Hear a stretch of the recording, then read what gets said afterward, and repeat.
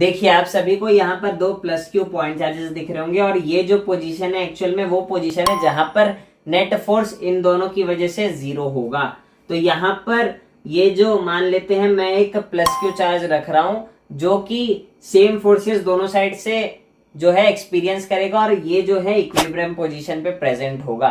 अब देखिए अगर मैं कुछ डिस्टेंस x इसे डिस्प्लेस करता हूं इस डायरेक्शन में तो इसका जो यहां से सेपरेशन है वो घट जाएगा और यहां से सेपरेशन जो है बढ़ जाएगा।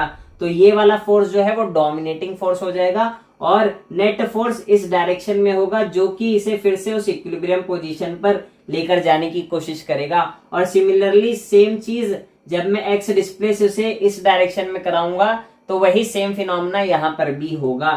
तो इसका मतलब देखिए यहाँ पर मैंने डिस्प्लेस इस डायरेक्शन में किया था बट जो फोर्स लगी नेट वो इस डायरेक्शन में लगी जो कि उसे इक्विलिब्रियम पोजीशन पे फिर से लेकर जाने की कोशिश कर रही है।